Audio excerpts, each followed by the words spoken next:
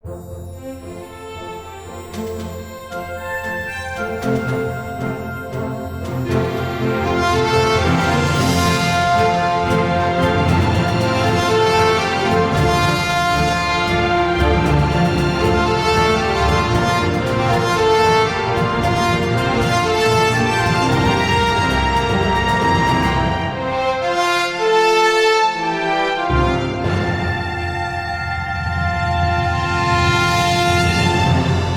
evening, ladies and gentlemen, and welcome to another edition of the Ultimate Pulmonary Wellness Webinar Series.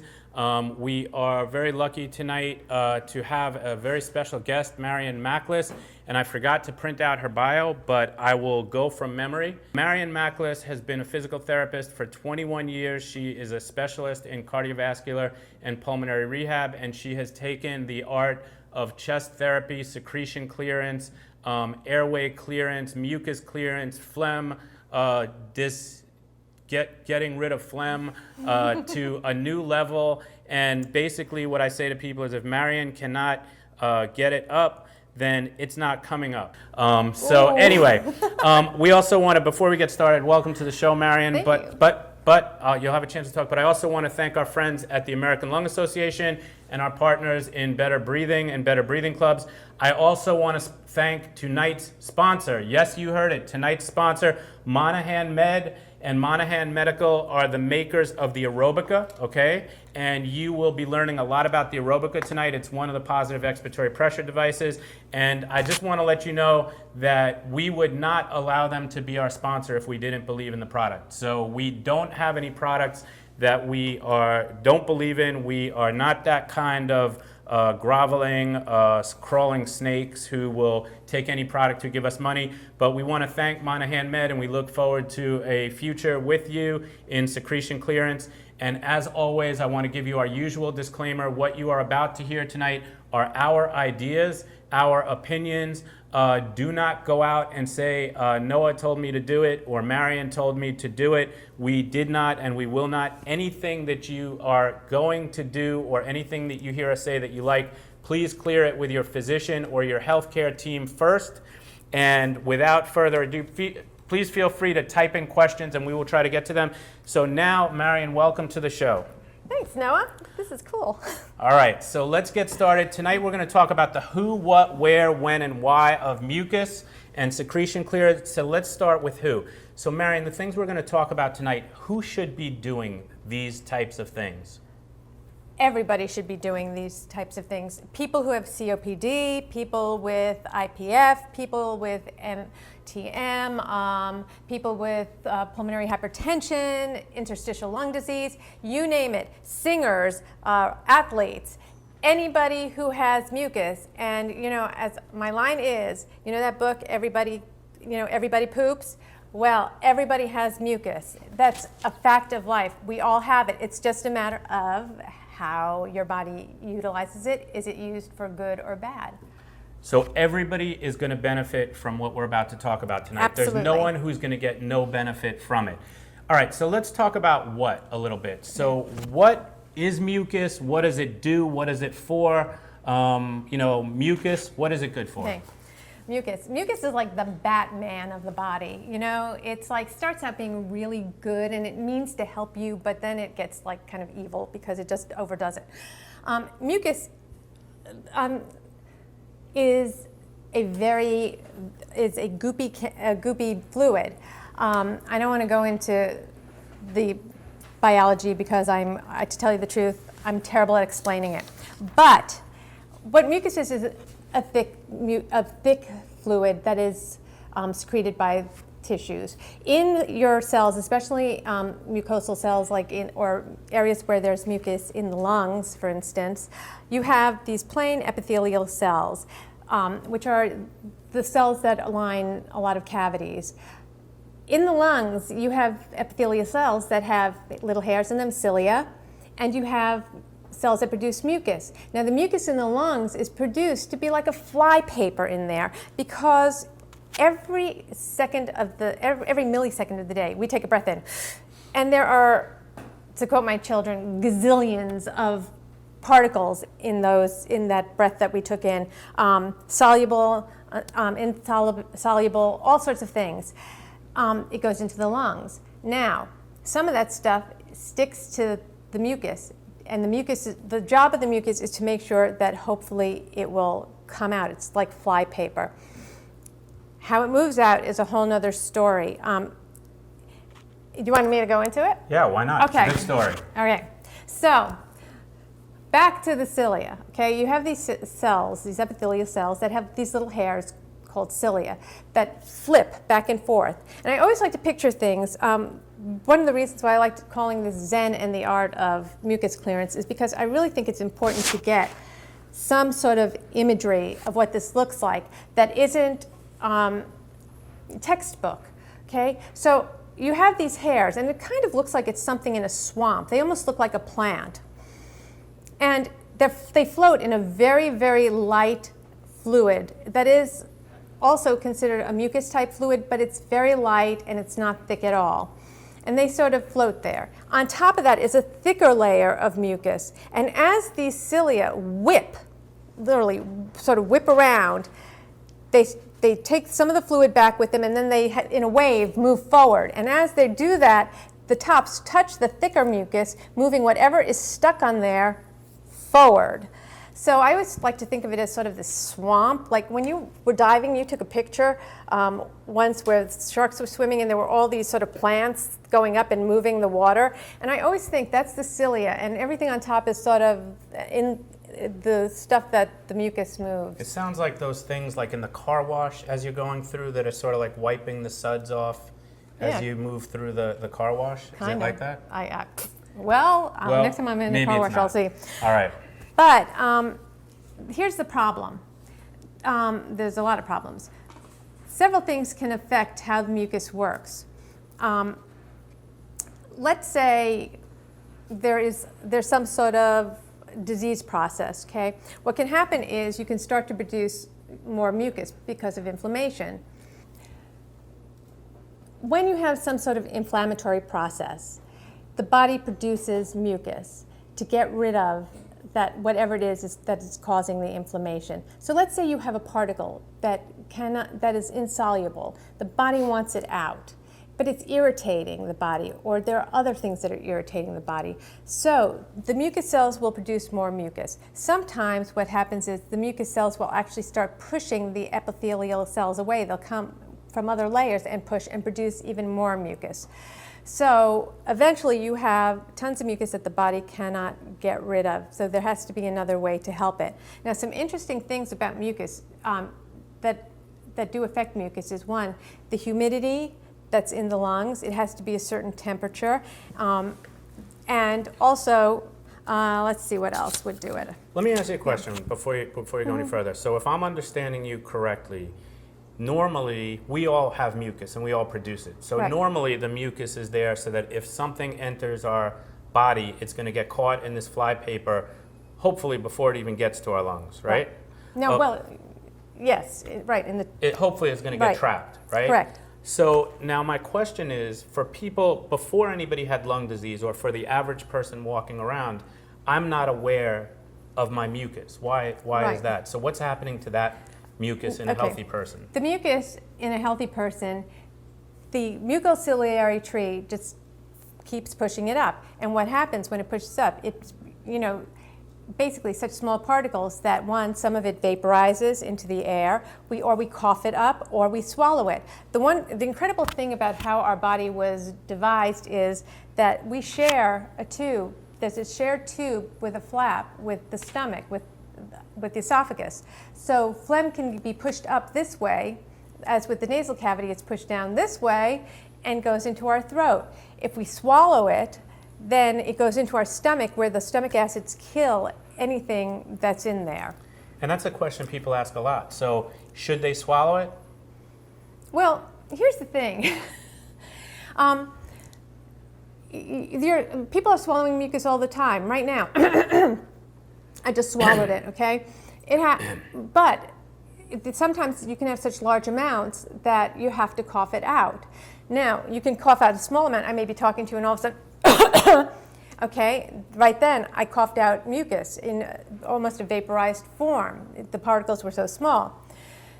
or it will get caught in my throat and I'll swallow it. Now, if you have large quantities of mucus, the thing is, yeah, you can swallow it, but swallowing all that mucus, it's not going to make you sick in terms of what the mucus is carrying, but just the volumes that can come up can kind of, get you a little nauseous, especially if you see some of the mucus that, some of you have.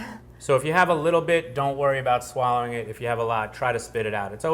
I think it's always better to spit it out if you can anyway. It's also that you can see what color it is, you could see what smell it is, you could see the texture, is it thick, is it thin?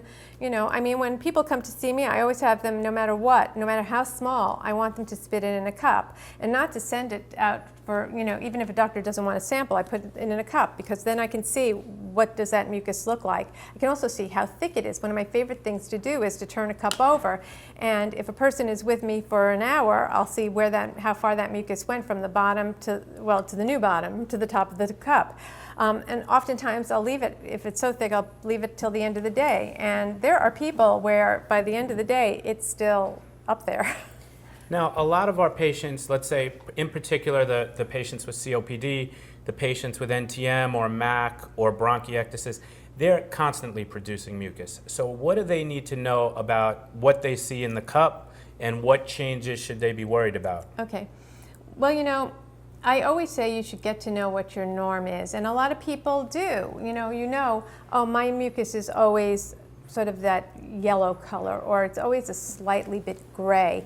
If for some reason you find that it's starting to get darker, or smell, or change in get thicker, and add that with other symptoms like fatigue or more coughing or difficulty breathing, you definitely would want to see a doctor about it.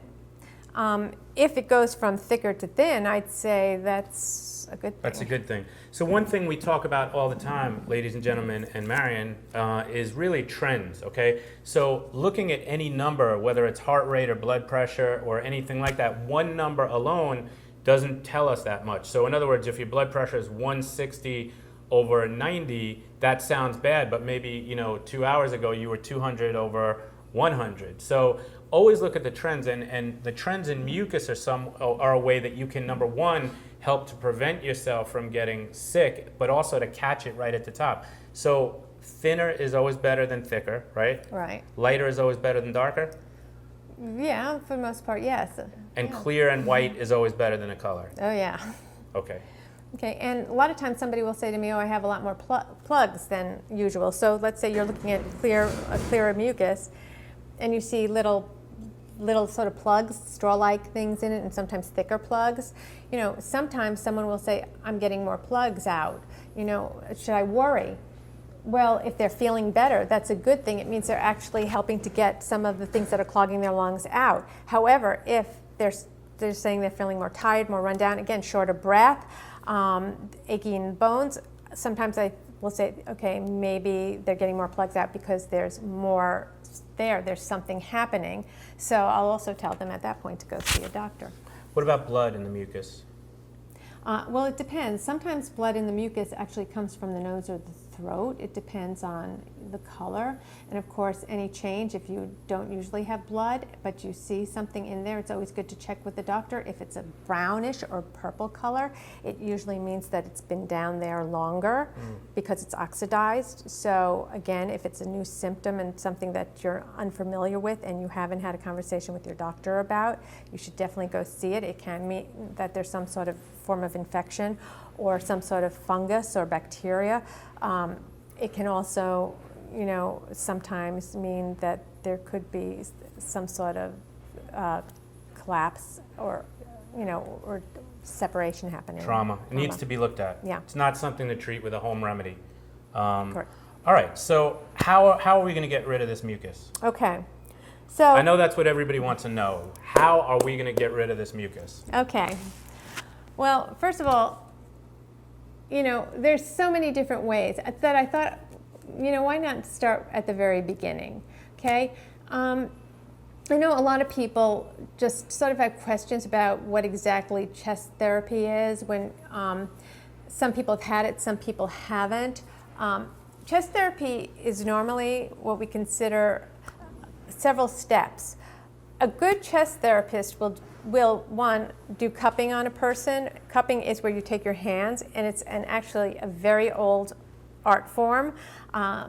In some cultures, they actually use glass and do suctioning like this to cup. There are actually civilizations that used to bang like this, and they actually do sell online. I think Smith makes them. They have these things you hold that can cup people. But a chest therapist usually uses their hands in a cup position. The thing about the cup position, I'm going to move back slightly, is it's not slapping. So you might see somebody doing this to someone's back, okay? See that? Flat hands? That's slapping. That's just hitting and hurting someone.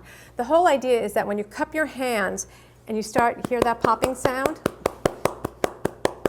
That popping sound is air. So I hardly feel my hands hitting my leg. I hear that popping sound, and of course it would be on someone's back. And what that is the air going back and forth and vibrating.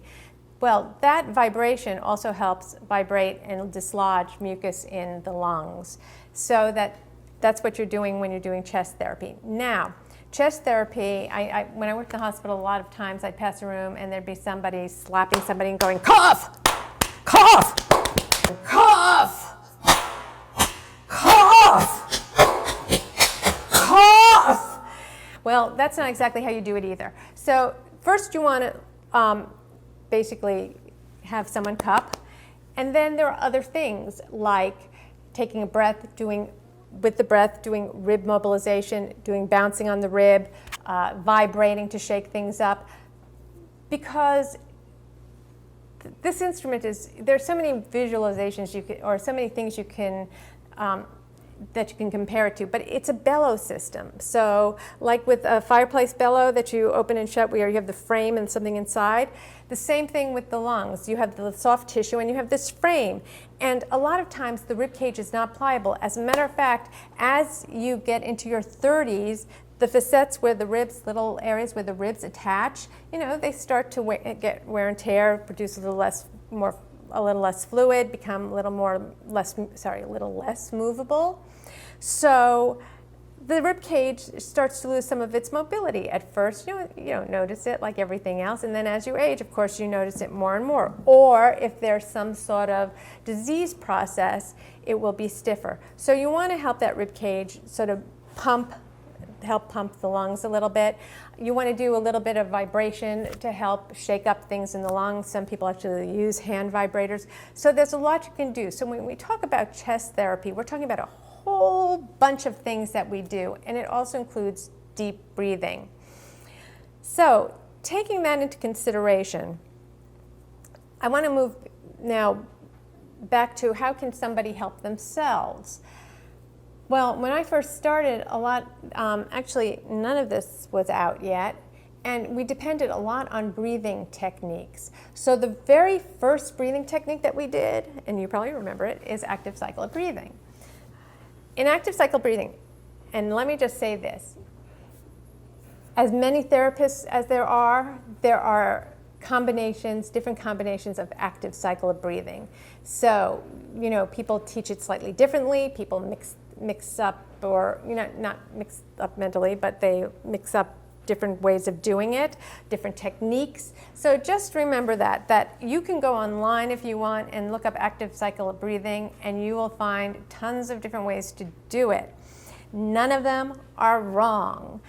It just, you pick one, you try it, and if you like it, that's good. If it works, it's good. If it doesn't, try another. Sometimes people don't have success with active cycle of breathing. They need something else, which is partly why a lot of other things were invented. And probably a good therapist is going to be able to make changes within an individual treatment based on what they see in the patient. Absolutely. So for instance, you might start with a basic pattern. And even when you teach all of these other things, you start with something basic. You start with your initial roadmap.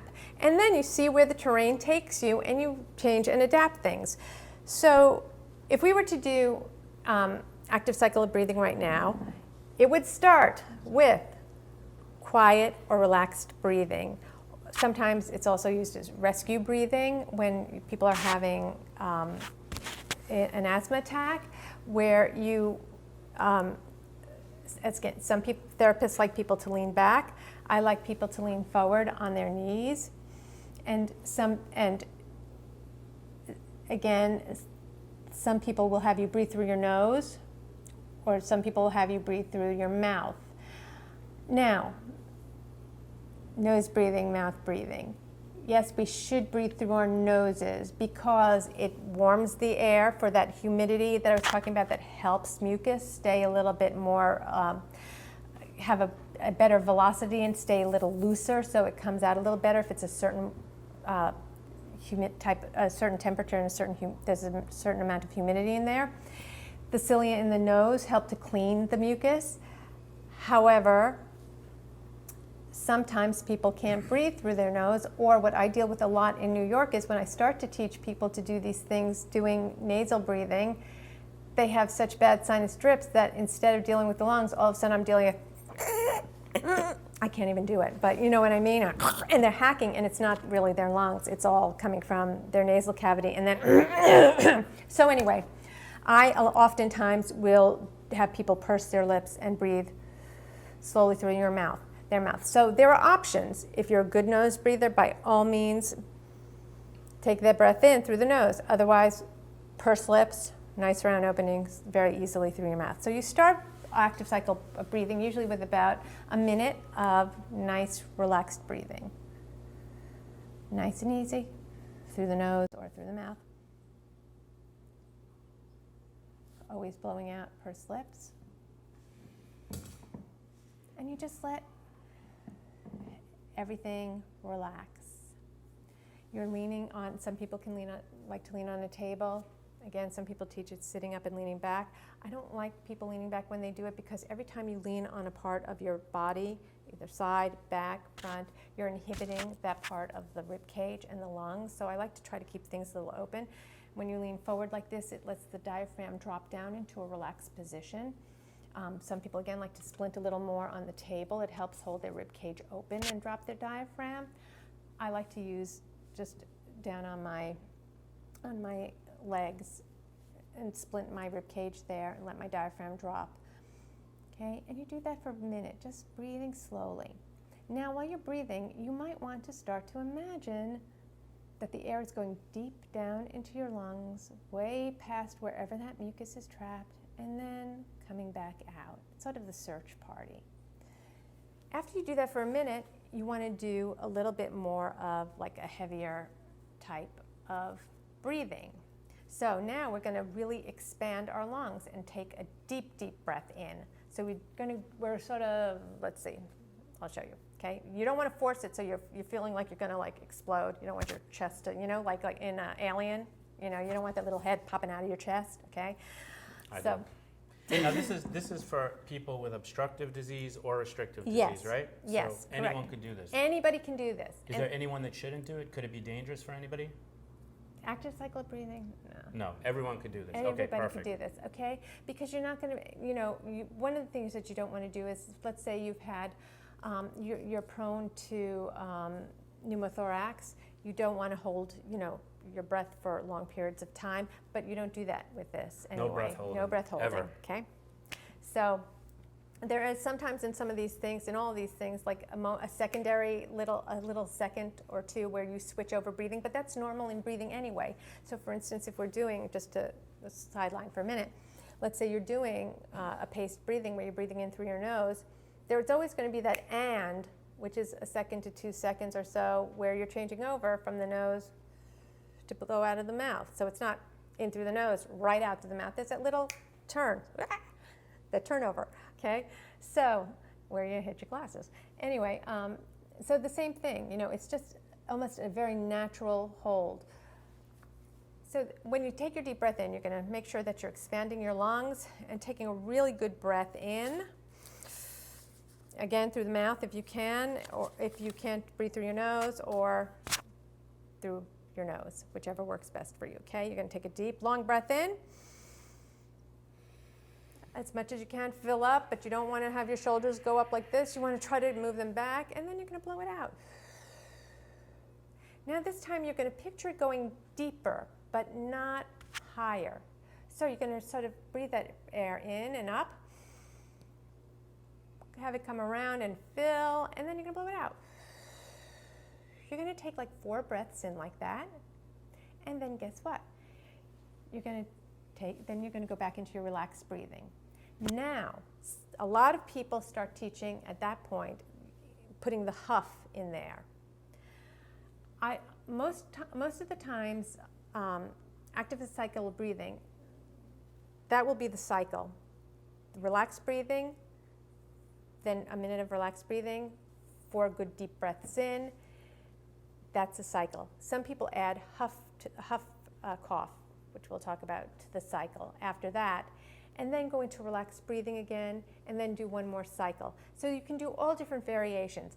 I personally always hold off my coughing and my huffing till people do 3 cycles of the deep breathing. That's just my way. I think breath is really good to get into the lungs and open you up before you start trying to hack everything out. I also think it gives the body time to sort of, do the Zen thing and figure out, oh, okay, air is coming in, let me see if I can let it go deeper.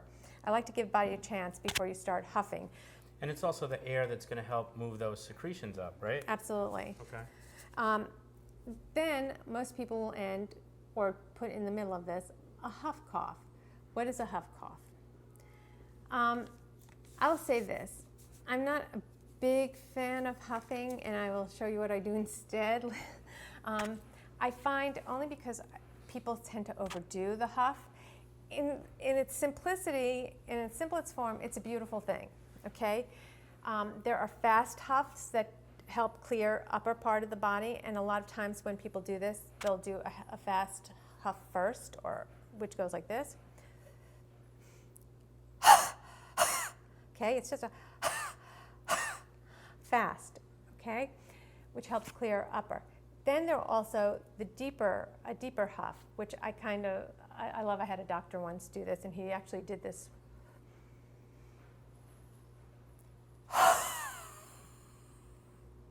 Which helps get some of the stuff at the lower parts of the lung up, okay?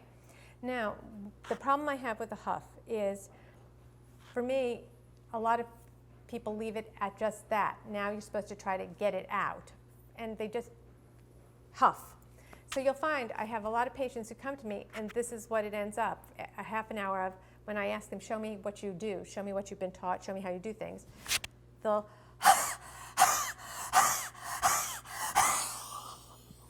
until they Valsalva, and their neck, the veins in their neck are literally popping out. So, or the long one.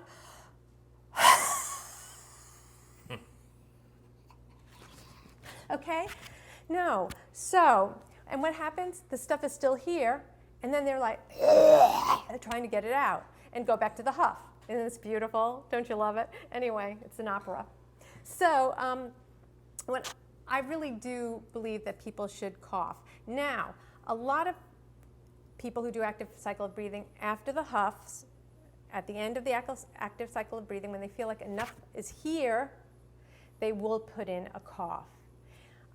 And what we like to do is a controlled cough. It's 3 small coughs on 1 breath. It helps to loosen, dislodge, and break up and bring it up. Okay? So it's simply taking a breath in, hands on your abdomen, and 3 small coughs controlled on 1 breath. Now the beauty, as I said, of cough is that it helps break that stuff up. A huff, you do need a strong diaphragm. You need a pretty strong, and a lot of times you need a strong diaphragm for a cough as well. But coughs come more from here. The huffing is really, you're really straining down here, and the whole apparatus, plus putting a lot of tension on all those neck muscles. Sometimes I honestly feel like my patients are going to vomit at any moment because they're just trying so hard that they've almost reversed their peristalsis. And some people actually do. But I think a good simple cough helps, even if you have the stuff up here from huffing, helps clear that away. It helps break it up, and so that you can again swallow it and spit it out. So what I like to do is the easy breathing, the deeper 4 breaths, a little huffing too fast, then one long one, another cycle of the relaxed breathing, the huffing, and then a cough. Sometimes I put a relaxed breathing in after that. But it depends. It can all be mixed up according to the patient's energy. Some patients after one cycle are tired. They can't go on. I try to build them up slowly. So let's say I'll say, okay, you know what? For a week we're going to do just one cycle, or we're just going to do this part. So what you just talked about is that one cycle. So we talked about the easy breathing, 4 deep breaths, huffing, easy breathing, 4 deep So breaths. that I consider the cycle doing those three things Gotcha. as part of one cycle. So those easy 3 elements. breathing, easy breathing, 4 deep breaths, and huffing is one active cycle of breathing. Right. Okay. How often, how many cycles? So you're saying that somebody who is weaker, who has less endurance, maybe is going to do one cycle. How often should they be doing this exercise? Is this a daily exercise, multiple You could times do it per twice. day? You could do it twice a day. Some people just do the one cycle several times a day. Some people can sit down and have the energy to do 3 or 4 of those cycles. Some people, I do cut out the huffing till the very end, so they'll just do relaxed breathing, deep breathing, relaxed breathing, deep breathing, relaxed breathing, deep breathing, then a huff cycle and cough. So let me ask you this. A lot of times I see people online at night, or they'll say, I woke up today, I had so much mucus, or somebody said today, I forgot where they said, I think they said they were at a country fair or something like that and got a lot of either pollen or dust in their system, and then they were having a hard time with mucus and inflammation. Is this going to get them out of that jam? Is this going to help work them towards better breathing?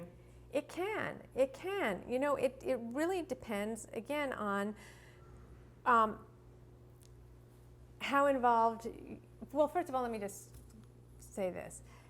Taking deep breaths and breathing is going to help move mucus up. Getting Even the air just down. deep breathing? Okay. Yes, getting the air down into the lungs, having the rib cage move, having the diaphragm work is going to help bring things up. Maybe not that quickly, but there are some people that isn't enough. There's some people that have so much mucus or have so much scar tissue that they don't have enough cilia, because that's another thing. There are people that have paralyzed cilia. There are people that have so much mucus that it actually slows the cilia down, or because it's thicker. Or there are areas in the lungs that don't have cilia. Every time the tree, I have a picture.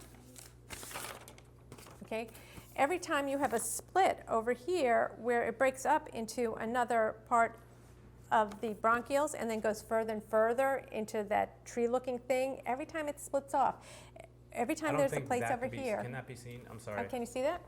You can see it? Oh, sorry, my bad. I can see So every time you have something break into a corner, there's no cilia in that area, okay?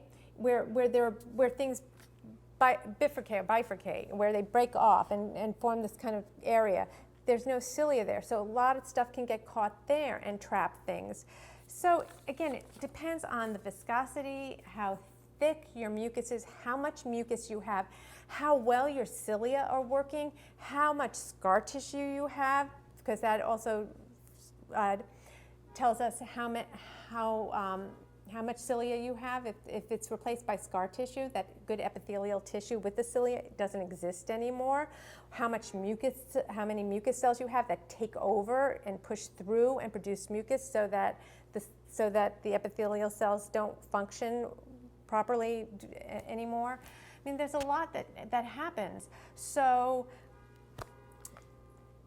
yes, the deep breathing does help, but is it the cure-all? No. Does it help everybody?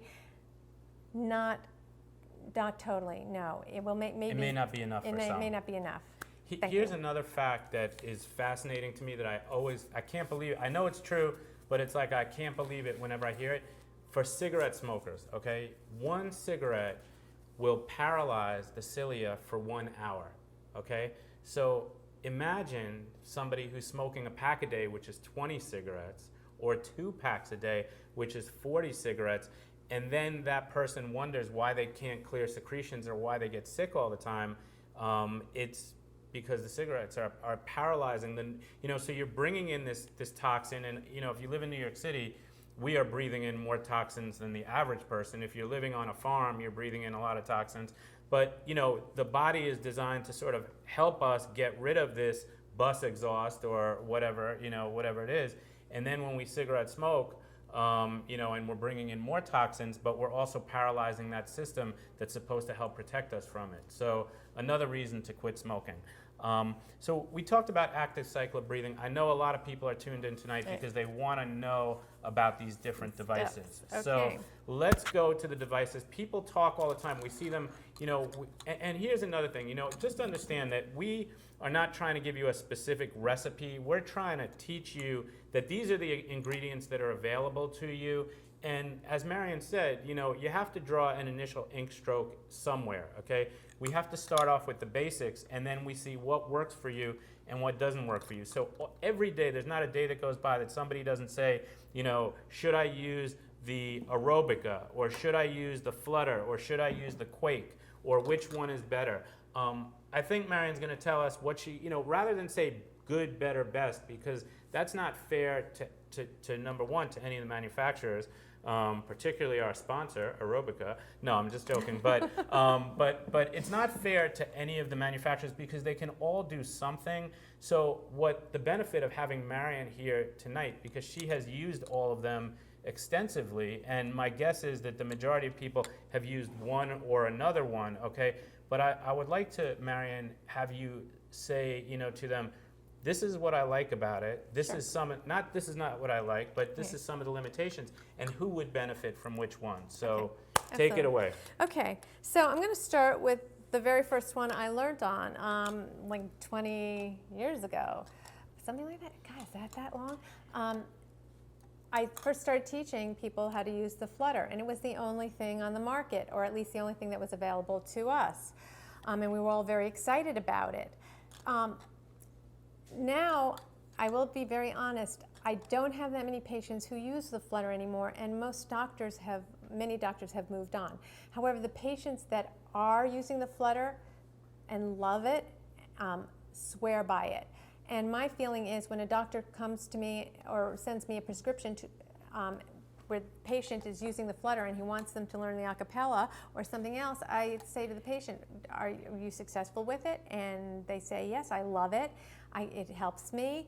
A lot of times, if I put them on the Acapella, it doesn't work as well because they're used to working with this. If it ain't broke, don't fix it. So for some people, this really does work. I want to show you the insides of all these because I think there's, like, in the chatter, there's all this curiosity about all this stuff. This is a positive, this works as a positive expiratory pressure valve, which means that it is going to splint open the airways as you breathe in, as you blow out of it, forcing them open so that air can go down, hopefully deeper below the mucus, and help to keep that airway opened while the mucus is trying to come off the wall a little and move up and hopefully bring the mucus up. These are all here to help mobilize mucus so that you can get more out at one time. It doesn't mean it's going to cure you from mucus production. It's just trying to get more out at one time so you can live mucus free a little bit longer or get some plugs out. But if you have a disease process, that mucus is going to come back, but it may be a little less during certain parts of the day or a little less than it used to be, but it's still going to be there.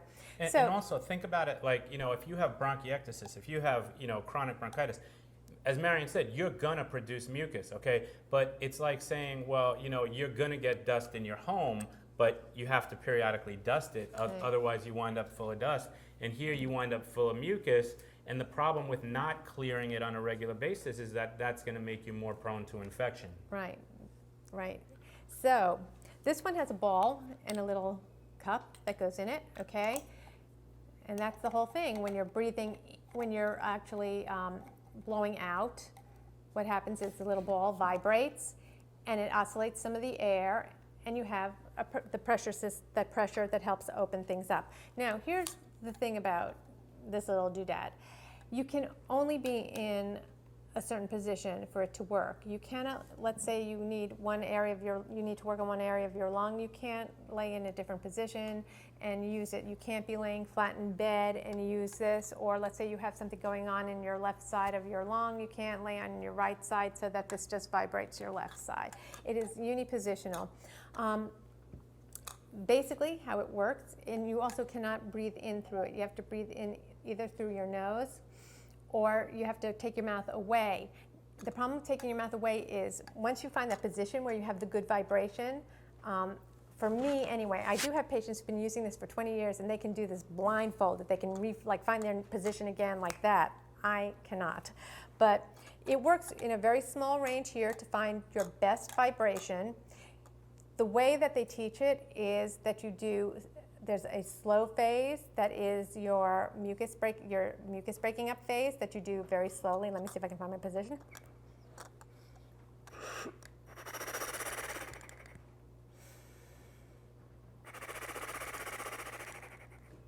You do that about 5 to 10 times, okay, some to 20 times if you need. You do that, you can take a break if you want, and then you do your mucus clearing, which is a little more forceful.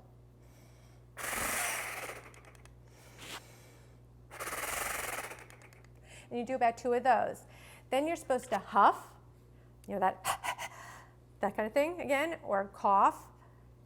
And if you don't get any mucus up, you then repeat your step 1 and step 2, and repeat step 1 or step 2. Now they claim it should take 5 to 10 minutes. I do know people who will step 1 and step 2 it for about 20 minutes and still nothing comes up.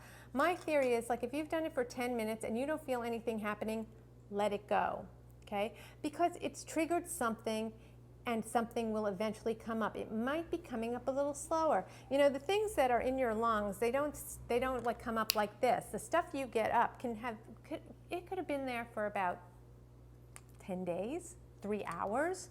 Of course, the longer it's down there, the more you want to get it up, and the more it has its own disease process happening. It's starting to grow things grow things. And cause more scarring and other disease processes in the lungs. The things that have been there for maybe 3 hours, of course, don't cause as much harm and hopefully will come out a little more easily.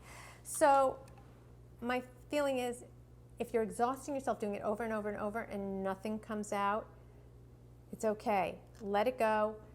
Try again in maybe another half an hour. Something might be ready to come, instead of huffing and huffing forever. So let me ask you this. So if I'm understanding you correctly, so the slow phase and the more forceful phase, this is where we're trying to break up the secretion, shake them off the tree, work them up, okay? Right. Then the forceful phase does what? Brings it hopefully out. Brings it out, and then huffing and coughing really gets it Releases out, right? it. Yeah, so the slow phase will loosen it and shake it off. The faster phase is a little more forced. It's almost like doing a huff with a vibration, and then it comes, and then hopefully you're coughing or huffing it out. Now, the thing I do like about this, I have to tell you, is in the instructions, they talk a lot about imagery, which I feel is very important. They actually have you think about what the mucus looks like, what it feels like, and picture it coming out. And I think that's a great thing. Disadvantage, besides having to be in one position, is that you can't use a nebulizer in it. Some of the newer products you can use it to nebulize with, and we'll discuss that and what and when the positives about that when we get to some of the others. But it is very portable. You can stick it in a purse, and it's easy to clean. So good things. I mean, the other thing is let's give them credit where credit is due. It was the first PEP device, right? Exactly. So I mean, with that in mind, took the field by storm. I mean, everybody I know who was in the know, it was like teaching the Flutter. And probably without the Flutter, none of these things would be here. No. So you got to give credit where credit is due. You know, whether you use it or not, the Flutter is the first footsteps in the game. So you give credit for that. And also, don't get upset or feel that you're missing out. I hate when people do this thing where someone talks about, oh, I'm using the Flute, it's so great, it does this, and the person who's using the Flutter, and it works for them, it's like, oh, I use the Flutter. It's true. You know, it's, you use the Flutter, and it works for you, and that is great. So, you know what, that's cool. If you want to try the Flute because you think it might work better, try it, but it doesn't, it might not work as well for you. If the Flutter works for you, and you like it, and it fits in with your lifestyle, which is also very important, then this is for you. With all of these things, I should tell you that you do need to be able to blow out a little longer than you breathe in. So for instance, you know, you want to make sure that you can blow out for 3 to 4 seconds on things like this. So that's a tough one though that's going to be a tough one for everybody, but for Right. different reasons. So for the COPD patient, okay, we're trying to get you to blow out longer anyway, but what about the restrictive diseases and the IPF patient? Because they are trying to inflate a hot water bottle against tremendous resistance. Right. How would you recommend that they prolong that expiration? Well, you know what? It's kind of interesting. Because I do have patients who have various restrictive diseases, especially when this first came out, using this, and they could do little shorter stints on it, and they did fine with it. They were able to get a vibration. Of course, this was the only thing that we had, and we were giving it to everyone. Now there are other things that I would recommend for people, which we'll be getting to, because I do believe that there are a lot of better instruments for people like that. And again, no disrespect to the Flutter. If you have it and you're using it, they were the original, okay, the original one on the market. To me, the biggest limitation, and what I would say is the biggest limitation of the Flutter really, is that it has to be in one position, okay? And when you started, when we talked about the airway, like I think of it in a way like a bottle of ketchup. Like I can pound this ketchup bottle till the cows come home, but if I don't put it in the right position, we're not getting any ketchup out. And it's a very similar type of thing with particularly some of the lower segments of the lungs, where being in the right position plays such a crucial role. But again, big respect to the Flutter valve. So what came after Flutter? Okay, so after Flutter, we have the Acapellas. These are the two older models that are now being sold as more institutional use. So now that these are the older ones, okay, this is low volume for less than 15 liters. This is the higher volume, more than. But basically, really, again, it's how long you can blow. If you can blow for 3 seconds, from either one of these. Then came the choice, and now there's a new one that I'll show you in a minute. Okay, so now what they're doing is, where these used to be the only ones that you used, home, hospital, wherever, now what they suggest is they give these to you in the hospital, and then for going home, they suggest that you get one of these. It's easier to clean. These are hard to clean. They don't dry fast, and if you're using them several times a day, if they're wet inside because they haven't been able to dry, because it's a closed system, you can't open it, it does cause a problem. I always tell people, don't leave it at the hospital, because you know what, when you travel, this is kind of a good one to take with you. It's a little more durable because it doesn't open. You can like throw it a little more in your luggage and it stays. How often should you be cleaning that? Okay, I would say it depends on what you have. Basically, the mouthpiece every day. After every use, clean the mouthpiece. These I would clean every day, once a day. It's fine. If for some reason you have something really, like a lot of people have cystic fibrosis, if you have something like that, or a very, very bad fungal infection, I would clean it after every use. Bronchiectasis, NTM, MAC. Yeah. And how do you clean it? Okay. Well. Or if we're not there yet, just say we're not there. It's okay. Let's because they all basically clean almost the same way. So we can get back to that. Okay. Which ones do what? But for most mostly sudsy water, and then a rinse in sterile water usually does it.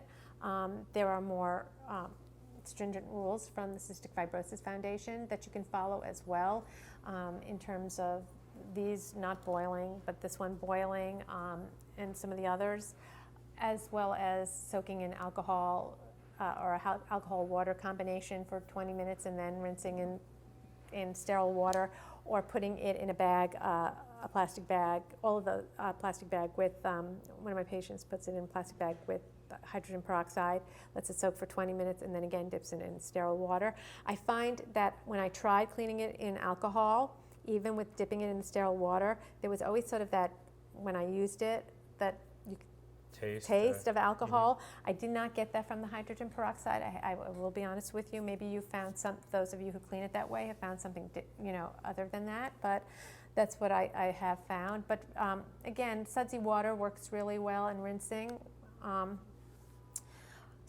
But if you do it with the sudsy water rinsing, like once a month, give it a really good disinfecting clean with something like the hydrogen peroxide or the alcohol. So what do we do with these things? Okay, so this, I'm going to put these away for now. They basically work the same. These are a little harder to see. There's a knob over here, okay?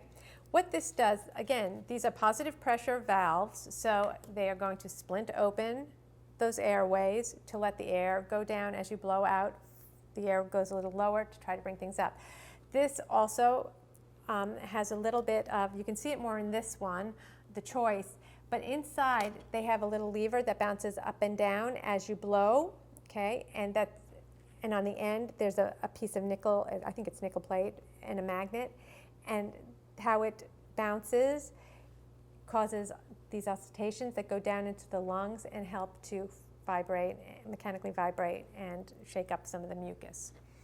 So what we have on all of these is a valve at the end which helps control the resistance and the speed in which the lever bounces up and down, the oscillations.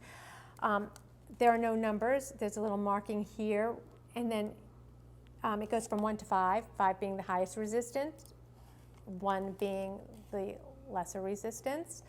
And if you can't, there are no numbers here, so you sort of have to count slash marks and look at an arrow here that says, you can hardly see it, an arrow that says plus next to it. If you're pushing it towards plus, you know you're going higher. If you're going towards the negative number, you know you're going lower. So, it's the first model. Again, you're going to test yourself. I tell people, if you don't have a therapist who's testing you, when someone comes to me, I always listen to their speaking, the quality in which they speak, how much they can support their voice, how many words they can say before they have to take a breath in, whether their voice is scratchy or clear. There's a lot, whether they exercise or not, various things. A lot of times people who are very athletic, I can see that I can watch their rib cage as well and say, okay, I'm going to put it a little higher. What I tell people who don't have anyone testing them and aren't sure, start in the middle. Just start at 3, okay? What you want to do is make sure that you can blow out for a certain period, longer than you can breathe in. Okay? On any of these, you want to breathe out longer, just like with paced breathing, in for 2, out for 4, in for 3, out for 6. You want to make sure you're blowing out longer than you're breathing in. You don't want to be forceful with this. You want what's called a strong, supportive breath. You're going to put your mouth on the apparatus. Now, some people teach breathing in through the nose, okay, and then blowing out, or breathing in through the mouth and then putting the mouth on. And I used to have people just look at me like this from the very beginning, I would teach mouth on, breathe in and out through the piece. It works really well that way. For one thing, I find that it helps exercise the diaphragm a little more when you keep your mouth on the piece. So you're getting a little bit of inspiratory exercise as well as that positive pressure system blowing out. But it also helps keep the flow of what's happening. So I breathe in. There's a little pause, that's switch over. That's about 2 seconds. They say 2 to 3 seconds. I like just a 2-second hold where you're holding your breath, but not, you notice I'm not, okay?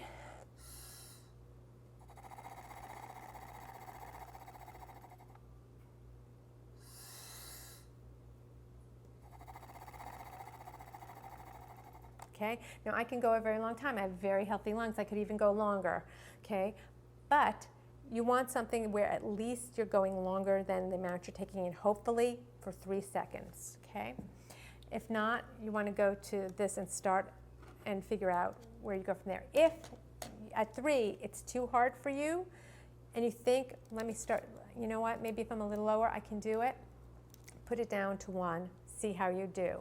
Now here's the interesting I found. What I like to do when people come to me with this is I actually like to listen to their lungs while they're using it, so that sometimes they actually feel better using a stronger one, but when I listen to their inside their lungs, I don't hear any rattling or movement. If I lower it sometimes to a slightly different amount, I can actually hear things vibrate and rattle. So what I'm saying is sometimes more is not exactly, you know, you don't want to go crazy and think, oh, I'm at 4, I'm not at 5, I have to be at 5. Right. 4 may be the thing to work for you. Now you might get stronger or things might change and you can move to 5, or something happens and you have to move down. You know, Well, I think also, sorry, Sure. but think about it like with weightlifting. Don't let your ego, you know, of having to be on a certain number get you to do the wrong thing. Because like similar to weights, like if you're using a heavier weight, but your form is not as good, then it defeats the purpose. Now, let me ask you this. A lot of times I see people asking, should I order the blue or the green or the choice? And again, I go back to the pulmonary fibrosis patients, because you know they're going to have a tougher time with that exhalation. right. And again, realizing that labels are imperfect, but would you recommend the blue for more of the pulmonary fibrosis patient, or?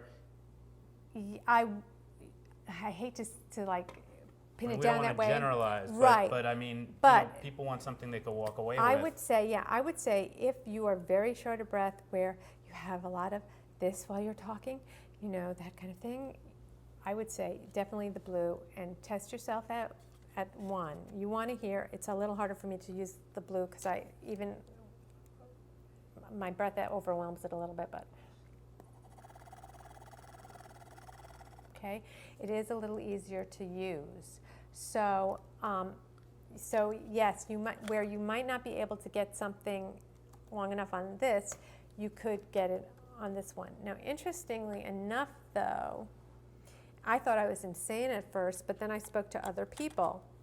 The choice is somewhere in between these two, where I find people who can't use the green can do okay on the choice. It also has the dial at the end that controls the auscultations and resistance. Mouthpiece again comes off. Now this one I'll show you. Done with these? Yeah, you can take those away. The choice works the same exact way, but you can open it to clean it, which is great. And now you can see the inside. So now you'll know what that looks like, okay? It comes with the mouthpiece. Okay, this piece here, the company will tell you, comes off for washing. I will tell you, if you look, it's one continuous piece of plastic, okay?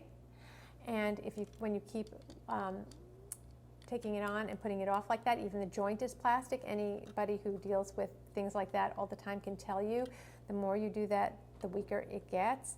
And that is what I have found. I'm being very honest. I find that this weakens and gets quite loose and breaks often with a lot of my patients.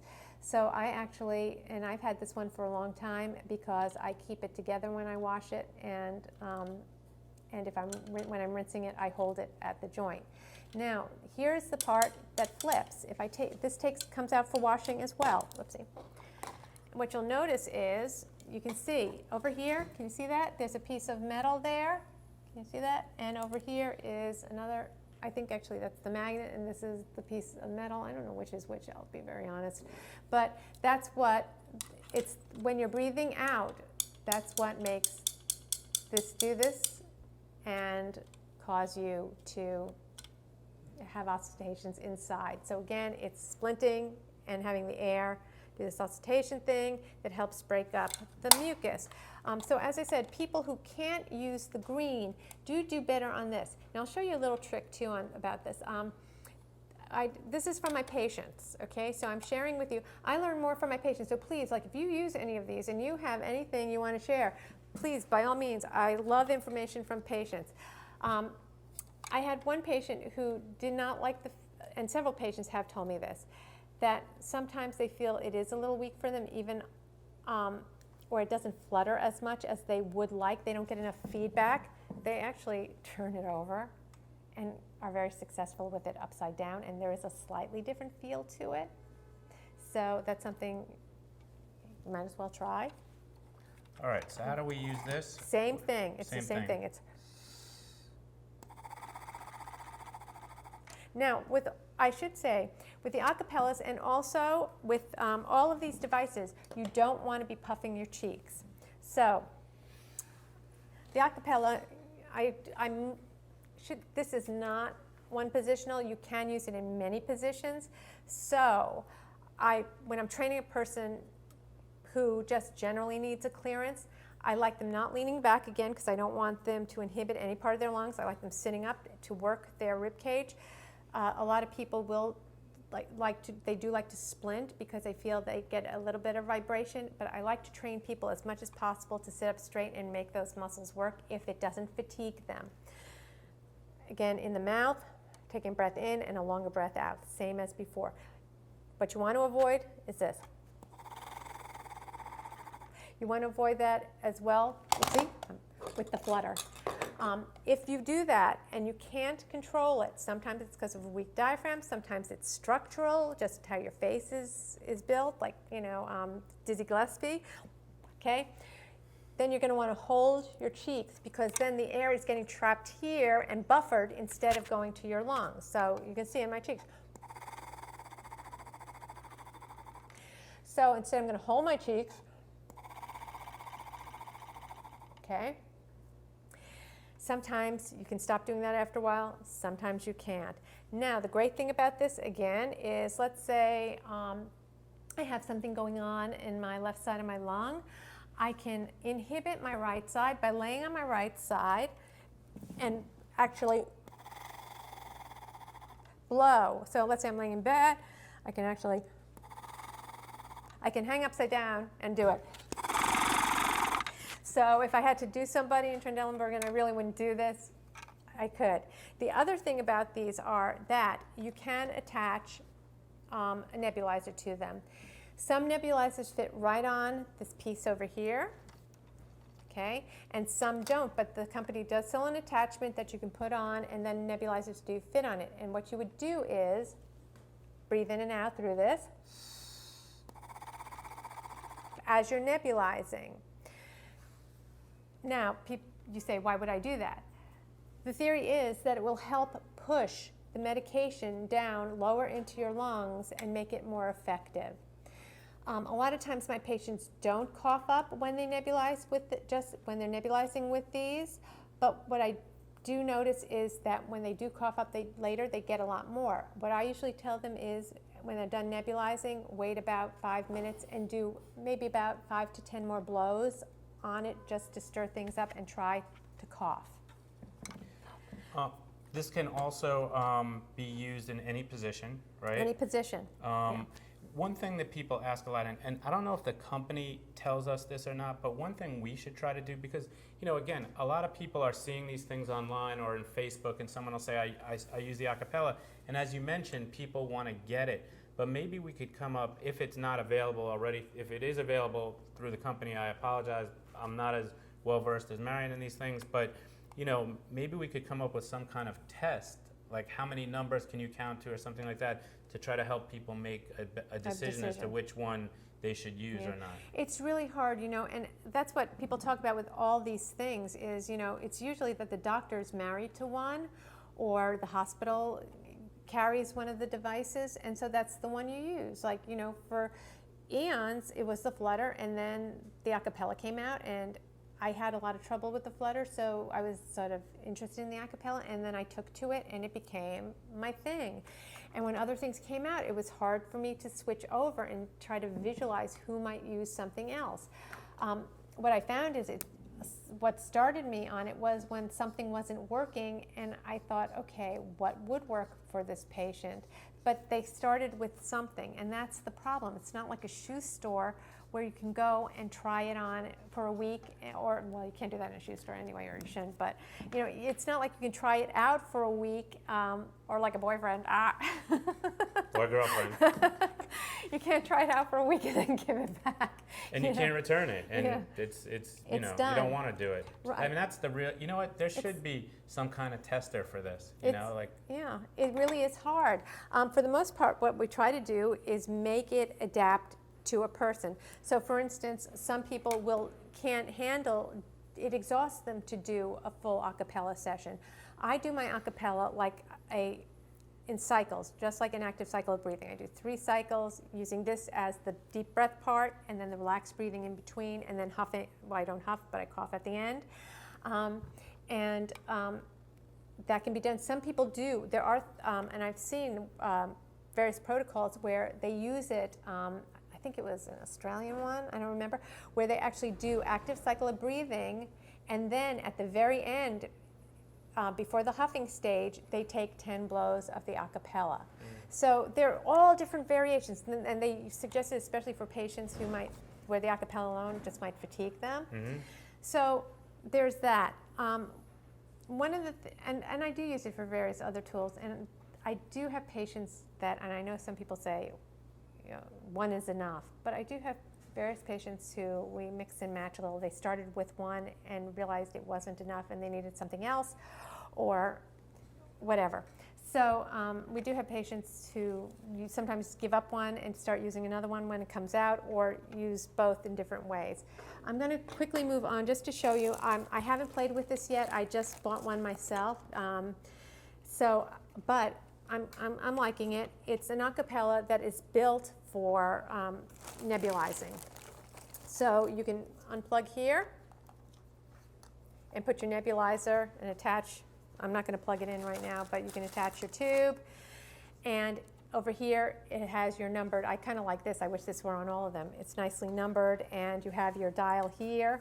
Okay, the medication goes through a tube over here, so as you're breathing in. And of course, you put your little, wherever it is, your hose at the end to make sure that not too much of that medication is blowing back at you in the air. And it's the same thing. This can also be used as a regular acapella. It just makes nebulizing a little easier. let's get to the again. Aerobika. So, okay, we do that's have a more good to go, lead-in. and I want to get to questions. Okay, so we have a couple left, but Yeah. let's make sure we give them Right. all. No, and that was perfect, because this is what I love about the Aerobika. Okay, now that you saw this, and you know, that's fine if you're married to the acapella. And as I said, I haven't given this to any patients yet.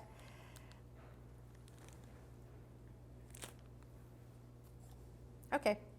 Very good. Okay. I haven't given this to any patients yet to try, so I haven't gotten any feedback. I just bought it myself. But what I love about the Aerobika, you talked about those people who, like with pulmonary fibrosis, or various interstitial lung disease, IPF, any restrictive type of disease, people who have scleroderma, which we have quite a few. I find that this eliminates any need for a blue. It goes very low, so the lowest setting on this is very comfortable and very easy. The higher setting is actually, I don't find it as powerful, but it does the job. It's good, it's comfortable. The patients that we've given it to have liked it. One of the patients was using the blue and could no longer use the blue anymore because of her disease process. She can use this very comfortably and is doing well with it. So the Aerobika goes across the range from the weaker patient, but can still be tough enough for the stronger patient. Yes, and it's also a little more portable and durable. I dropped it and it doesn't break. You do have to be careful of dropping this. Parts do break often. I love it, so I did drop it a few times and throw it around, and it still Like the gorilla. I'm like the gorilla, you know, the Samsonite gorilla. I jumped on it and it still works. Anyway, same thing. You want that longer expiration than you want inhalation. Okay. Generally, again, set it in the middle. See how that feels. Then it will tell you whether you need to go down or not. So take a breath in. Comfy, right? Chip, chip, okay? And it's the same kind of thing. You know, they have actually, it is packaged really nice. The company, very clear instructions. And I'm not just saying this because they're sponsoring. You know, when I get something like this, I look it over. For a lot of these things, you'll just get a paper from whatever organization is giving it to you, a hospital, a doctor. We put pictures in. This comes with really nice pictures and instructions. However, again, you know, you could change it around. This is just a guideline. Again, I use this just the way I use these, which is active cycle of breathing. Okay, so I do my 10, 15, making sure that I do longer out than in. When I breathe in, they have, you know, exhale 3 to 4 times longer than inhale, do 10 to 20, huff, and then if you don't get something up, start again. So they do a cycle and then huff afterwards. The great thing about this also, very easy to nebulize with. And they happen to have, I'm going to show you with their, this is the Aero Eclipse 2, which is their device for nebulizing, which is, I actually really like this. You know how I said when you nebulize, you know how the mist comes out into the air? That affects, when I'm sitting next to my patients, or we're in the gym and patients are nebulizing, we get that mist as well. We secondhand nebulize. Yeah, and plus, you know, which we don't need, and we don't need our hearts racing half the time. But also, it's a large loss of medication. So this actually keeps it in, and you don't get anything blowing out. It keeps it in this contraption. It's quite amazing. And your exhalation comes out through a bottom piece over here, and you don't lose any of the medication. That, take it off, very simply. And this will fit anything. I can put a regular nebulizing piece on, and I have done it. It goes on like this. Very simple, right? How simple could that be? Any nebulizing piece can. You put the T-bar over here. Got the same thing, although that might blow some stuff out. Okay, and then you just go for it. To me, that's one of the biggest benefits. You attach it, and it's pushing the medication deep down. Plus, this doesn't lose as much medication, so you're actually getting more medication. Yeah, less is wasted. And in addition to being a great device, I mean, how many times do you see people sitting there and you don't have to feel the pressure to be breathing as fast as possible because, you know, you are afraid you're going to miss out on your medication. The medication will only come out when you take your breath in. So it is a great device. Again, same thing with the cheeks. Also this, any position.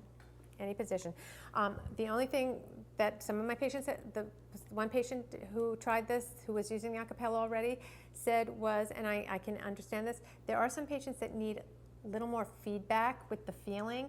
This does give a little bit more feedback in the less feedback with the vibration. You don't quite feel it, but that does not mean it's not working. It is still doing the same thing. It's just differently, slightly different vibration. It's gentler. It's a good thing. The other wonderful thing about this, very easy to take apart and clean. This piece goes right back in. It's a good, you know, a good pocketbook piece. And in we go. There, together. Okay? Aerobika. All right, so we've covered so far the Flutter, the Acapella, the Aerobika. Let's go to the Flute. We're gonna use 5 more minutes for a description, and then we're gonna go to questions. I have only got 5 minutes. Okay, the flute. The flute, you need. I know I see on the net all the time people with with not much capacity using this, but I find it hard to do, and it exhausts me.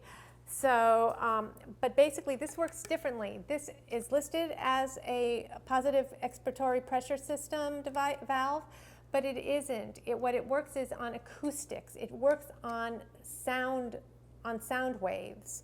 instead of a mechanical wave. The flutter is the sound that breaks up the mucus. Actually, we cannot hear. There's a reed inside. It comes with changeable reeds. I don't have a coin with me. You open this up and change the reed when you need to. The system is like this. You put it down, you put your mouth in it. You cannot use it in different positions. It's one positional, mouth on it, and you take 2 breaths, and you do this 20 times. Usually patients have to build up 5 at a time, which is 10 breaths, then 5 maybe later, then the next day keep building till you're doing 20 either once a day or a few times a day. This is what it looks like.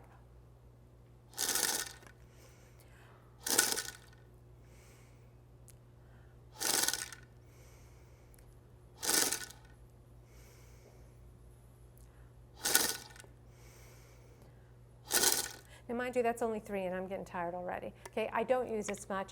If I built up on it, I could show you more, but I can't. I do have a patient who had very serious fibrosis. She was on the list for, she was close to getting her transplant and still swore by this, and I don't know how she used it because I didn't see very much happening with the reed, but it did help her get stuff up, whether it was how she blew through it or the pattern, but it did help. Normally, I give this to people, like I have a young man who has bronchiectasis, who jogs, he's in his 30s, you know, man on the run, needed something fast.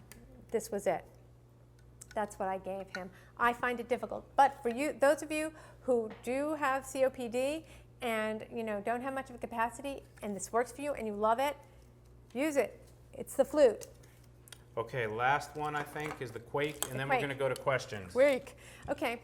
This one I put off using for a very long time because, and I used to say, I went to a lecture, I forget what group it was, I think it was NTM, and I said, I just got this and I'm not quite sure how to use it yet. Here's the difficulty with it, okay? It does work in many positions, but you have to crank it. So it also means if you're having trouble with those puffy cheeks, you can't hold your cheeks. So what happens is you put your mouth in and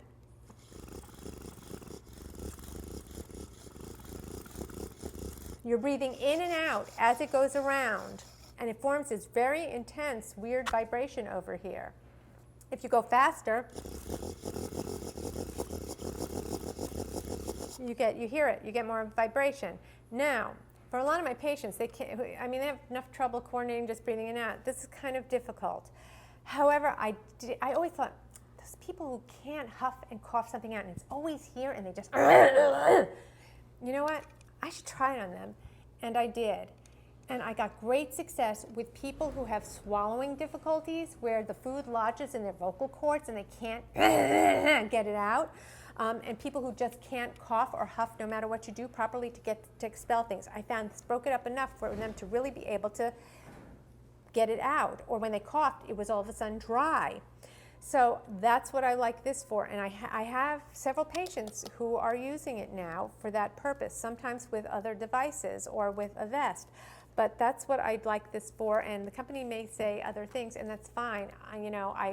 Anyone who uses this full time, the way that I have people do it is about 30 seconds to a minute of this, and then they're relaxed breathing. Again, I always incorporate things into that active cycle of breathing. Cleaning, this pops right open, easy clean, no ball, no nothing, okay? Goes right back on. And if you have a pet monkey, if you give him a tin cup and send him around from person to person, you might make some money. But I will tell you, there is a purpose for this, and where it works, I find it, at least where I use it, the way I use it and where it works well.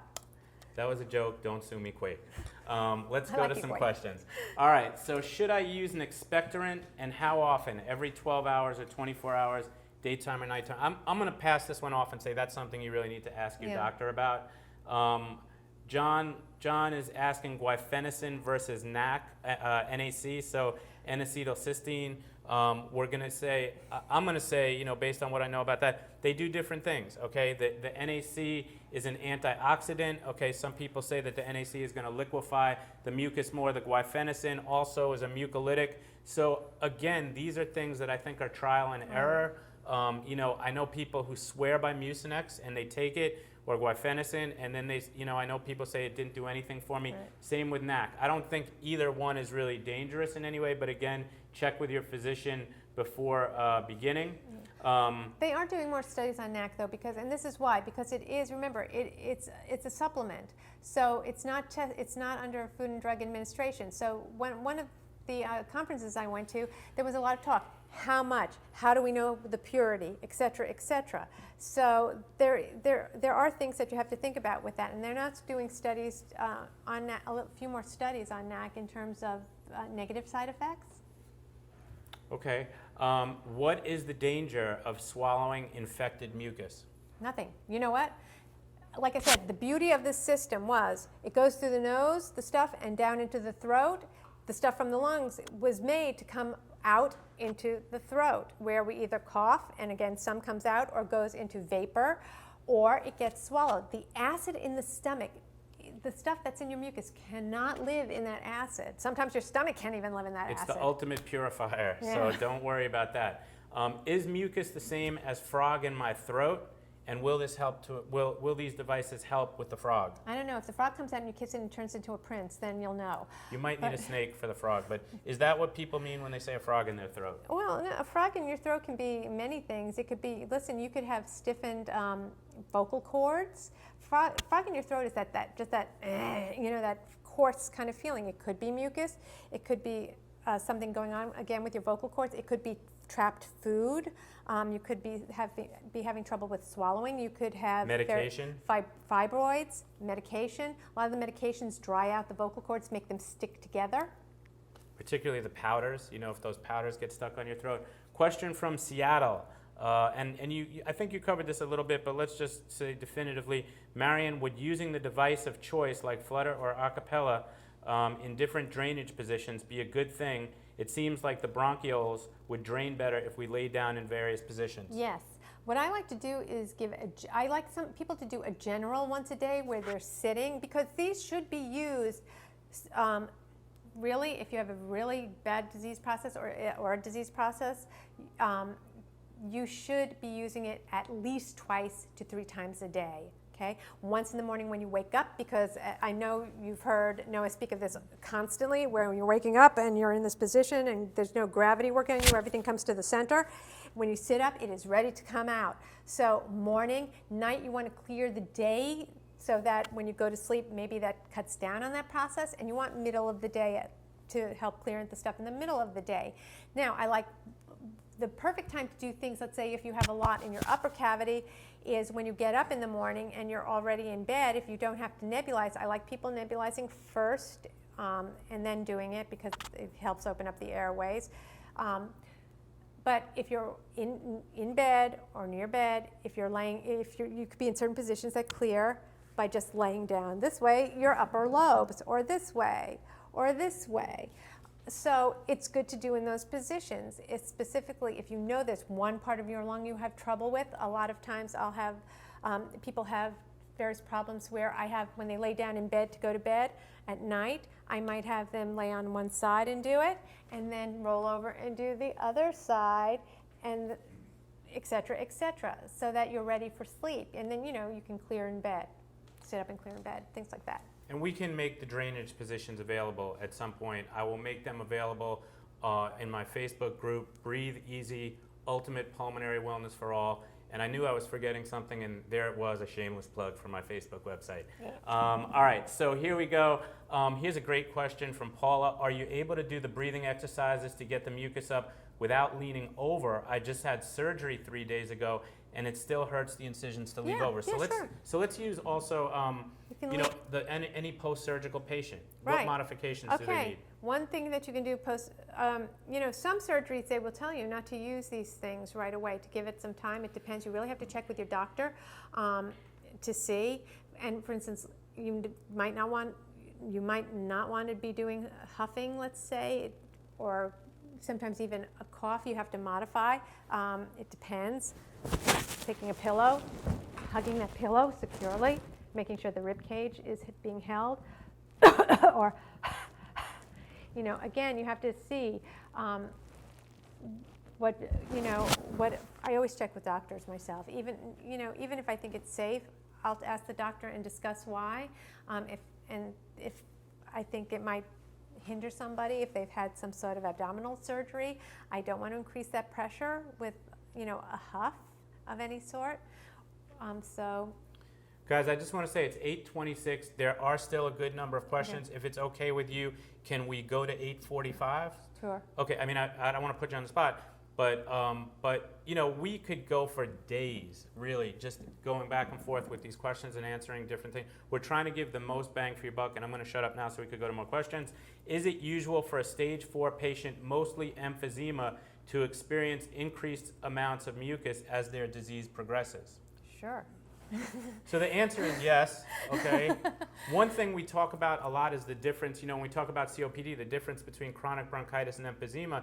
Typically, chronic bronchitis is going to, is going to have a little bit more mucus production, whereas emphysema is associated more so with a drier type of air environment. But keep in mind, as your disease progresses, you'll be taking less breaths, rather deeper, less deep breaths, and you're going to be clearing less, over time. There is a question to repeat your demonstration of the huff breathing, but we're not going to. But this webinar will be posted on our website in the next week or so, www.pulmonarywellness.com. I know you have questions, but can I show you one thing? I never showed you the replacement that I like better than a huff. Okay. Can I show this to you? Absolutely. I love this. I love this. I love this. And it happened quite by accident with a patient one day when something went flying in my face. Okay. I like using a P. P is an explosive letter, and it's actually called, a speech therapist told me it's called a plosive, okay, because it really explodes. So I like thinking the as in a huh, and starting that huh, but putting the P in. So usually I prime the pump with small P's like this, watch. And you have to practice the P's. It's like saying popcorn, you have to be able to pop. You don't have to do it that well, but, start. Okay, I have 3 rounds of small pops. See, I'm saying puh, but I'm not really vocalizing it.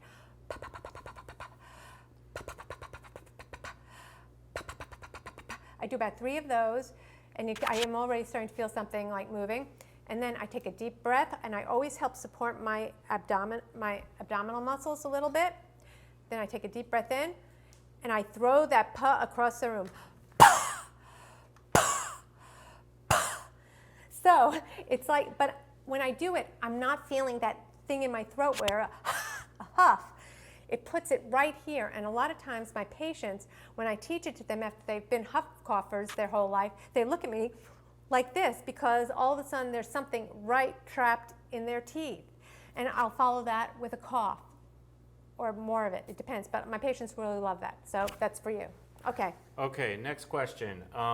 This is Kay. I have the green Acapella. I've never had to use it yet. Am I understanding correctly? When you use it on the nebulizer machine, use it when you have the medicine in the machine?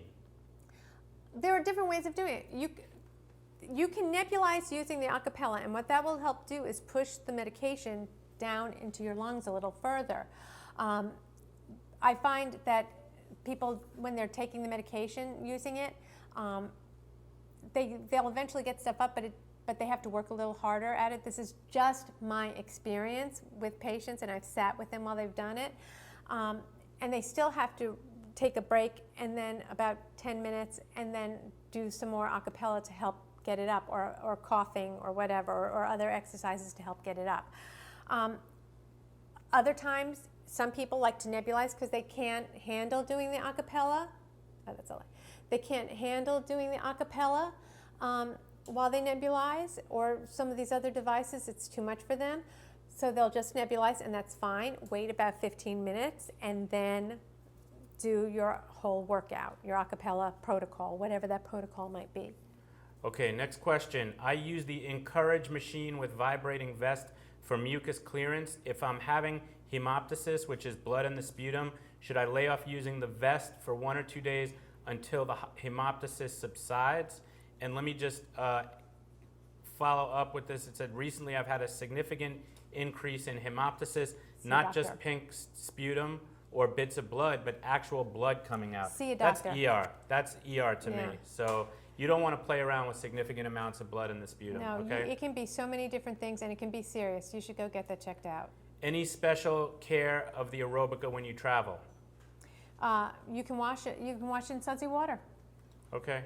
Can I use the Aerobika for inhaled amikacin rather than the compressor? You need to. I'm not sure about No. that one. I don't know if you know the answer No, to that. I don't know that answer. We will try to find out for you, or ask your doctor or pharmacist for that. Okay, so I am horrible about using my Aerobika. This is from Marion. I don't feel well after the whole cycle, and I don't get much up ever. Can exercise be used with huffing and coughing instead? Okay. Yes, yes, it can. Depends on what how you're not feeling well afterwards. I might try changing the setting. I might try maybe doing a little less, taking more breaks in between.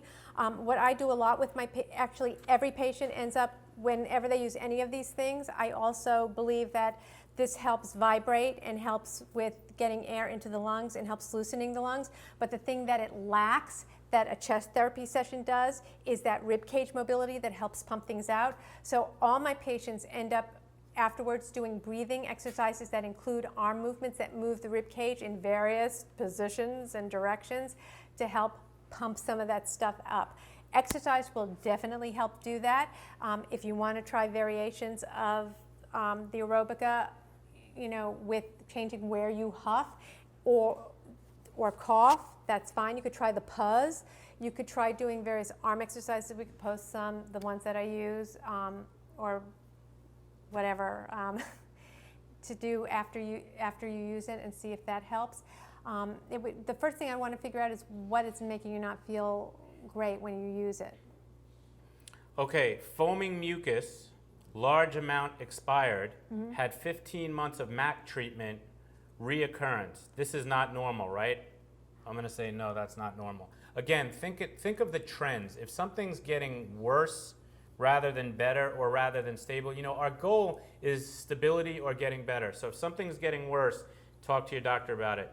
And you could see that the bar is starting to flash its lights due to battery power, but we're going to do as much as we can. Go for it, Marion. Okay, because remember also, MAC, sometimes MAC goes into remission and sometimes it comes back. And some people, no matter what, can have a few months of relief and then it's right back there, smack in your face.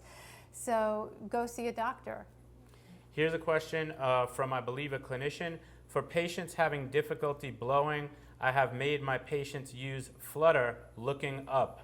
That solved the purpose. Yeah. Any disadvantage in this technique? No. You know what's really interesting? They did studies about looking up and looking down, and when I do my arm exercises, I make sure when people inhale, they look up, and when they blow out, they look down, because that actually triggers various neurological muscle reflexes for inhalation. When you look up, you get a better inhalation.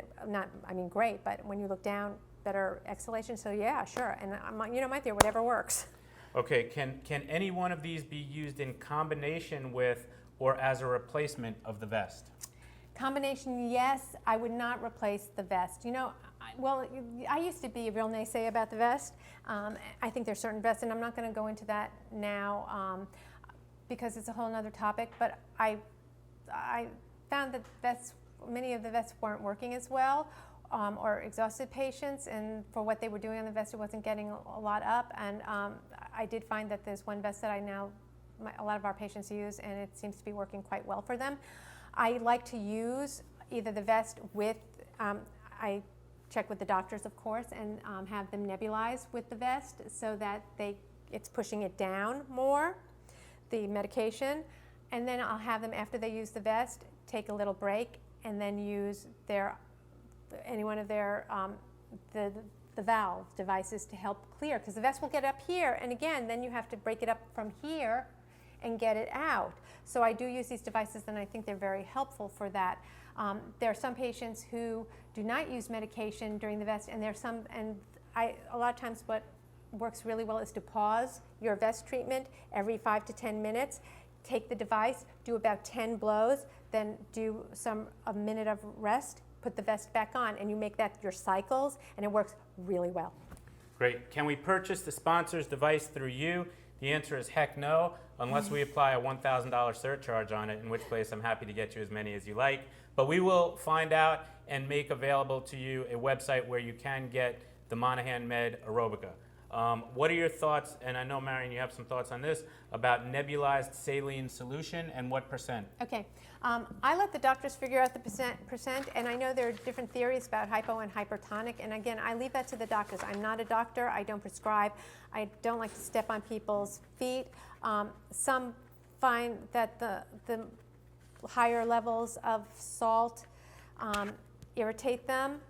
Okay, so that's one thing to consider. And also, with blood pressure and various other diseases that might involve your salt levels, you have to be really careful.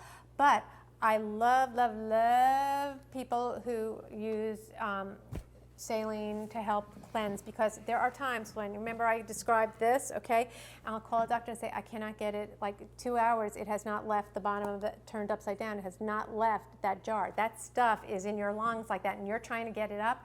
So sometimes they nebulize with a little bit of saline, and then we do an acapella or a vest, and let me tell you something, poof, comes up.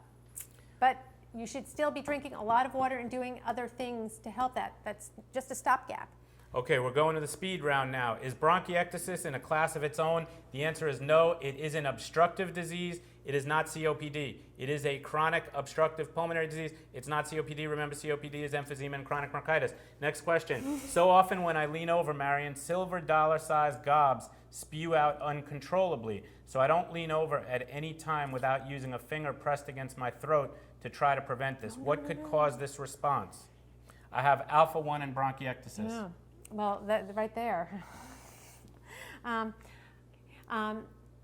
Yeah, you have alpha-1 and bronchiectasis, and guess what? That's going to cause quite a bit of mucus.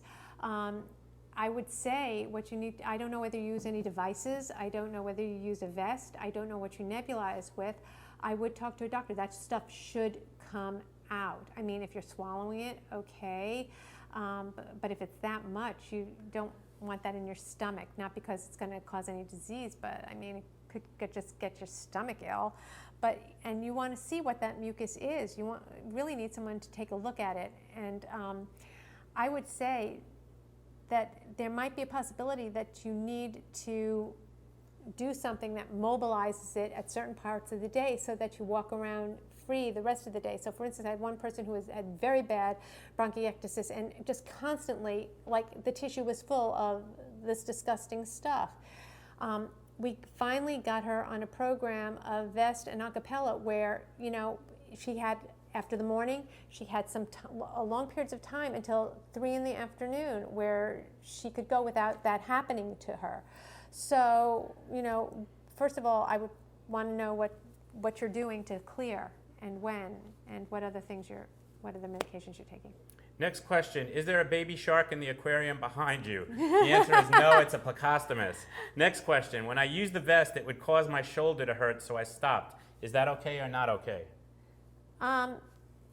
If it's hurting your shoulder, Could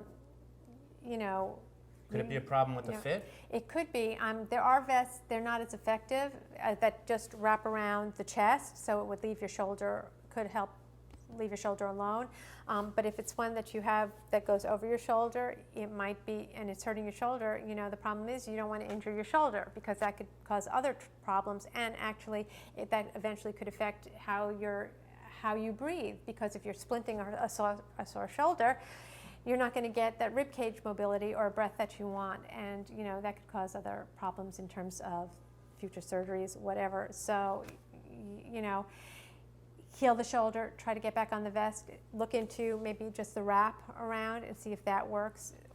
Talk to a therapist, a physical therapist about getting that shoulder fixed.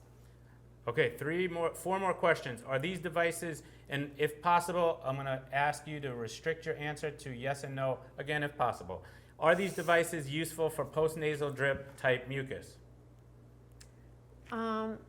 Possibly. Maybe yes, maybe no. Next question, is that an eel in the tank? No, I'm just kidding. Okay, I've successfully used a shiatsu massager when I've had congestion deep in my lungs. Is this a reasonable non-vest alternative? Yeah. Yeah, that's great. Very Sure. creative, Doug. All right, why is it important to blow out longer in the acapella? For all these things, it's important to blow out longer than breathing in, because when you want to clear that, make sure that you're clearing that dead space. You spoke about it, I'm sure, in your other lectures? I'm not sure, but take it No? away. We have only one more question after this. Okay, there is an area known as the dead space where if you don't pass it, okay, the air there, the deoxygenated air is just going to go, when you take your first breath, will go back down into your lungs. So the first breath you take is now occupied by a lot of deoxygenated air, and then you're blowing out again, and that sits back up there. I think also the whole point of when you're blowing out, to make sure that you're getting that really good positive pressure system is, and you can feel it when you're doing it. You stay open longer if you're blowing out longer. If I'm just doing, it's not getting into my lung. It's just going right here into my dead space. And so I'm doing this with the air in my throat, okay? You want to make sure that you're blowing, there's a good system there, and then you're breathing in. And you'll see that even in that 2 seconds, more air goes down. So you're getting that dead air out, getting good oxygenated air in, pushing the stuff out. Okay, how does one make an appointment with Marion for a session? Call the Pulmonary Center, 212-921-0214. Go to our website, www.pulmonarywellness.com. That concludes our evening. Marion, thank you very much. I want to thank the American Lung Association. I want to thank our sponsor for tonight, Monahan Med, Aerobika. I want to repeat the disclaimer. Ask your doctor for anything we just did. What else do we want to do, Chris? I want to just tell you one more thing, which is that in 2 weeks we have, it's going to be our last webinar of the season, and then we're taking a 3-month break until September, and we're going to have respiratory therapist, laureate of the country, Mark Mangus. We're flying him in from Texas to work with us for a couple of days, and he's going to be on the webinar, and we're going to be talking about a whole bunch of topics. We're going to try to clear up a lot of misconceptions that are repeated over and over again on the internet, some by Mark, some by me. No, I'm just kidding. But we're going to try to really talk all things respiratory and all the things that you see physical therapists and doctors and nurses and respiratory therapists and everyone else. Please don't write me if I didn't mention your profession. Talking about and kind of arguing about, and nobody really knows the truth. Mark and I are going to try to get to the bottom of it. And at the end, the last man standing, is going to get free dinner. And Mark's getting free dinner anyway. So Mark, don't worry. All right, thank you all for tuning in. We will see you in 2 weeks. And I hope this helped, and we will see you soon. Bye-bye. Thank you, Marion. All right. That was good. Are we done? That's a wrap? Everyone's off?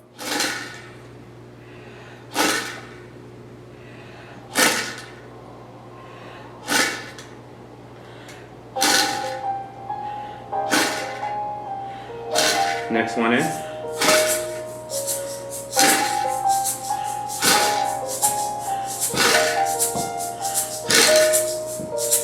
Next one in. Chris.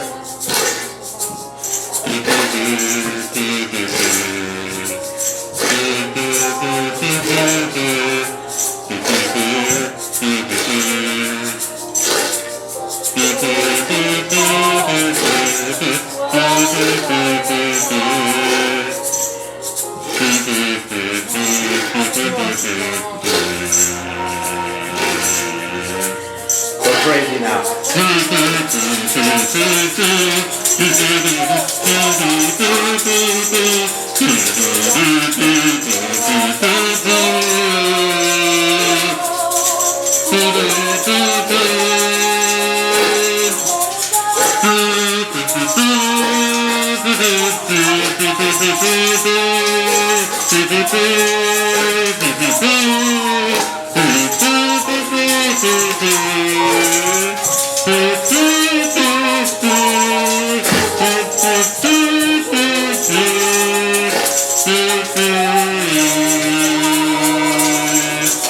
It'll never bothered me anyway.